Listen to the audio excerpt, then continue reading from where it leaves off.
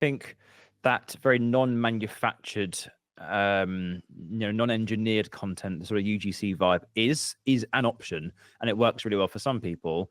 But the busy SaaS founder who's building a startup who needs to output 50 pieces of content a day, automation is the future for him or her.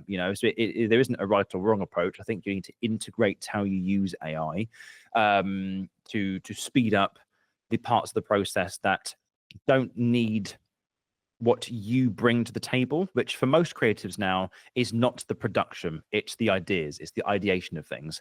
Very soon we're going to get to the point where AI can, like Sora, for example, craft visuals and make moving image, and then suddenly edit that into a vlog, or you're going to be able to input all of your raw footage, and it's going to be able to cut it up, add music, do text and vlogs, and you're going to be able to create a 15-minute video that's going to chop up chapters, right?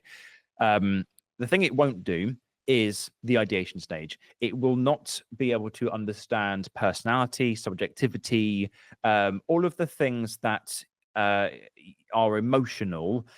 It just won't be able to do. And I think that's really where the game is now. Sorry, it isn't in production, it's in the ideas stage. And this is an interesting one because when I started my agency 2018, there were, at the time, don't quote me on this, I think it's around this number, there are around 4,000 production companies in the UK. Most of them were small, so sub 5 people. So that's sort of how the industry works. You had a big giants in the space, but most were small. When I shut it down in 2024, start 2024, there were 16,500. Now there's 18,000. So it's grown by 2,000 in the last year alone. And it's becoming this incredibly commoditized, very oversaturated industry where everyone sells the same thing. We make videos for your brand. We help your brand stand out online. We add story to your business. It's all waffle and it's all bullshit. If everybody can do the same thing for the same price, in the same speed and the same quality, what makes you different?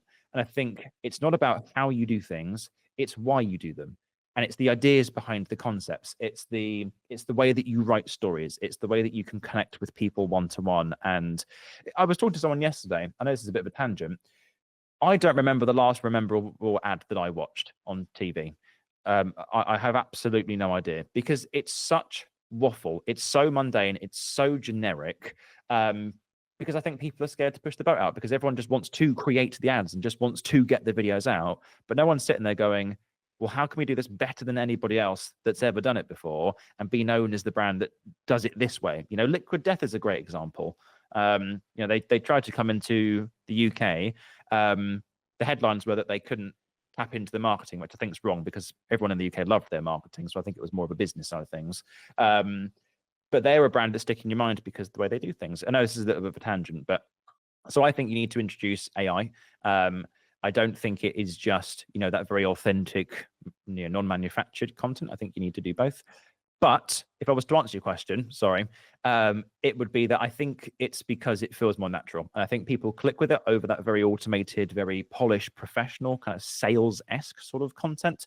And I think people will buy from people. And I think we're entering this time now where, like Gary Vaynerchuk says, it's not about social media, it's interest media. And I think if you can create your community or your tribe or your small group of people, the followers don't really matter anymore. I think it's more about building connection with the right people. And the only real way that you can do that is through being yourself and showing up and telling stories and